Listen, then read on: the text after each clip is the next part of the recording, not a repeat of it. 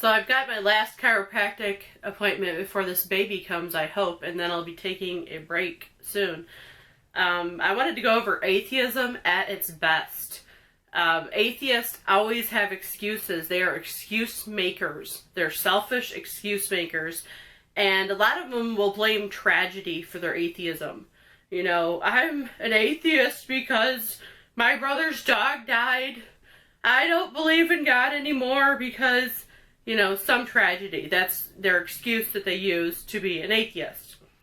Or, as with my experience of being an atheist, we simply find there to be no credible evidence for your proposed God and, in many cases, aspects to the universe which, when observing with your theology in mind, seem paradoxical. The "you're an atheist because of tragedy X" is a mythic trope on par with that of "there are no atheists in foxholes" and "atheists will eat your babies." There is no substance to them, simply confirmation bias on your behalf. Why? Because everyone suffers tragedy in life, yet you only acknowledge it in the cases where an individual is an atheist as an attempt to invalidate their position. That being said, however, there are philosophical arguments on the nature of the universe from an objective standpoint which critique your proposed deity. But to equate such intellectual discussions to emotional excuses void of reason is foul play. But if you would like to discuss whom is actually making excuses, we can have an interesting conversation about the origins of the word apologetics in light of what you have been doing here and elsewhere. So when tragedy happens, God's not real. And that logic just blows my mind. Well, a painting requires a painter, unless I don't like the painting, and then there's no painter. A building requires a builder, unless I don't like that building, and then there's no builder. It's a childish baby mentality of these spoiled brats who want to say, if God won't give me my way, then I won't believe in him. Actually, no. Rather, it is pointing out the contradictions in the position you propose over what is observable in reality. If you claimed your friend to be a skilled impressionist, only to then hand me a t-shirt stained with mustard, which is supposedly their impressionist work, I would then call you out over the claim you have made, just like we can raise issue with the universe being the creation of an apparent all-knowing, all-powerful, all-loving deity. May I introduce the problem of evil? If God knows of evil and can stop it and yet does not, then he is not all-loving. If God knows of evil and wants to stop it, yet cannot, then he is not all-powerful. If God can stop evil and wants to, yet does not know of its occurrence, then he is not all-knowing. You cannot give all three qualities to any proposed deity behind this universe, as that would create a paradox. However, returning to the art analogy, it may turn out that there actually is a friend of yours who believes said shirt to be art as some form of abstract expressionism rather than the impressionist you asserted, just like there may be some other deity unlike that you proclaim. But until evidence of their existence is given, there is no reason to believe that said stain is anything more than a mustard mishap. This logical argument is not reliant on personal loss or emotion. It's an objective thought experiment which observes reality against your claim. And the Bible says they're opposing themselves is what they're doing, because they're sending their own soul to hell. You know, they're opposing themselves. Really, the one that they're hurting the most is themselves. So, you know, and I just had a man tell me the new religion is no religion. This Muslim guy just said to us who were out giving out Bibles, the new religion is no religion. Like, he was really something original. Heathenism is not a new thing. Heathen have been around since Cain killed Abel. Heathenism is not new. And, you know, they think that they're such a free thinker because they believe there's no God. No purpose to life, no God, nothing after I die. I'm such a free thinker. No.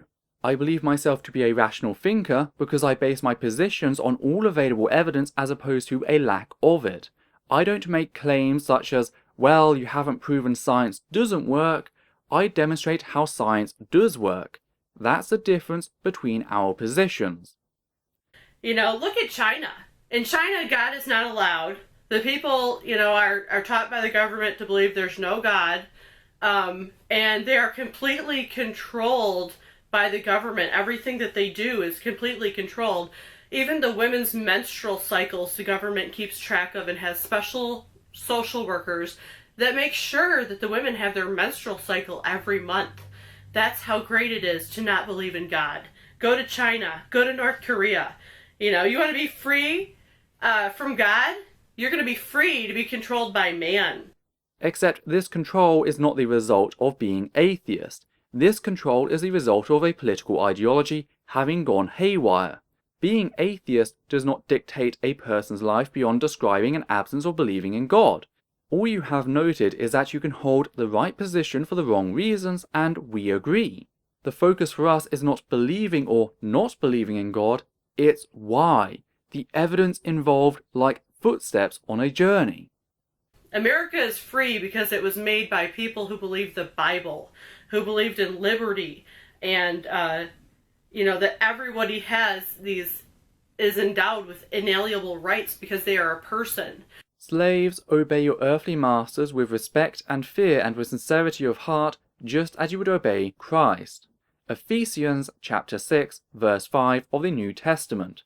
The Bible does not hold to human rights. The Bible stands in direct contradiction to them at nearly every possible opportunity, from the before-mentioned slavery to genocide to mass rape. If you claim the Bible and, alongside it, Christianity to have been the source of liberty, then you are partaking in an objectively demonstrable lie.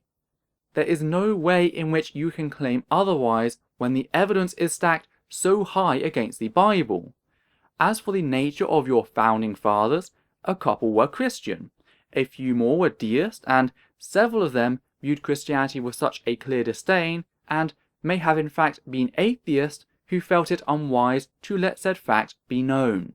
In 1789, founding father, then President John Adams, submitted the Treaty of Tripoli, which stated that the United States was, and I do quote, not in any sense founded on the Christian religion. Said document was passed unanimously, without edit, and then signed by Adams himself. Thomas Jefferson famously rejected any sense of the Trinity, as the Bible discusses, going so far as to label it as the hocus-pocus phantasm of a god like another Cerberus, with one body and 3 heads, had its birth and growth in the blood of thousands and thousands of martyrs. He also rejected the mystical notion of the virgin birth, so really was in no way the type of Christian you are pretending. As for Benjamin Franklin, lighthouses are more helpful than churches Franklin, who was an open deist? And these are just a few. I'll link a referenced article on the topic below. How can you pretend that America, which was founded on secular principles, was somehow founded as a Christian nation in any sense of the phrase when the founding fathers themselves declared otherwise? Thomas Jefferson was the man who came up with the phrase separation of church and state. You can ignore reality, but don't then demand that we all treat you as if you are correct. When you start delving into the realm of atheism, there's no way to tell what a person truly is. Or how about the same way you do it with everyone else? By their expressed thoughts and actions. We have to do it with you because, thankfully, you are a bad Christian. You don't go around supporting genocide, mass rape, and slavery. Therefore, judging you by these biblical standards doesn't work because you don't follow them. So there's as much issue with you as there is with us. You talk to an atheist about abortion, a lot of times they believe abortion's fine. They believe that it's fine to kill off old people if they're inconvenient, and special needs people if they're inconvenient. And your citations for the last 2 claims.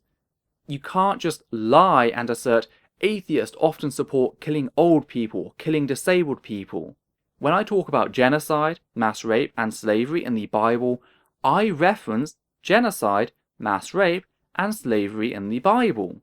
As for your thing on abortion, the fact that you equate the expelling of a zygote to the murder of someone is very telling.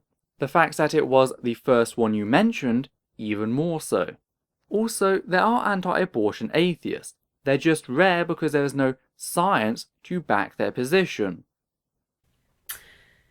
And, they don't understand personhood or where life begins. They can't explain where life begins. The Bible says it begins at conception, that God knits us together in His womb and makes us perfectly designed for His purposes. Except both science and the philosophical field of ethics disagree. They're pretty good at forming reasons as to why abortion up to a certain point is completely ethical, 100%, and yet things begin to change at a certain point. Discussion on viability, nervous system, brain functions, and of course autonomy of the mother.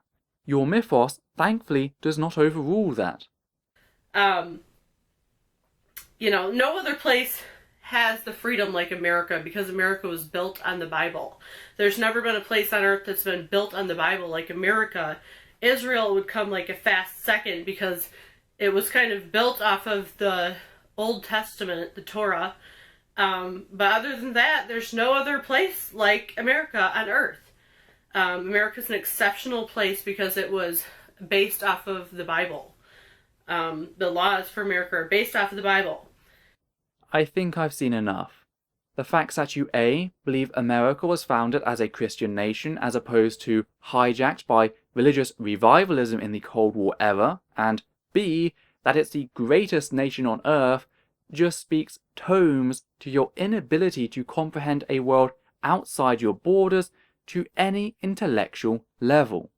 Look up Scandinavia sometime and how they, along with countless other secular nations, have lower rates of violence, lower rates of homelessness, lower rates of incarceration, lower STD rates, and a higher quality of life in general.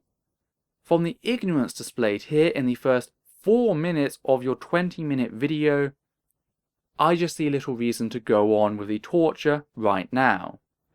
You'll have to excuse me.